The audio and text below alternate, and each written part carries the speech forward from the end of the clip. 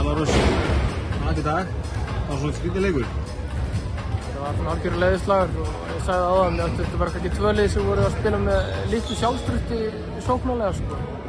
Þannig að það var svona lítið að ganga bæði okkur og líka Valsmönnum. Lítið að fara ofan í. Það voru þarna einhverjir fjórðungar sem voru að fara eitthvað í kringum 10-15 stigin. Það var 12 stig á Val og 12 og 13 stig og restin leikur eins og. Hvað þurfa að gera til að snúa genginu við? Við erum búin að tapa núna 2 leikir í framlengingu. Þannig að...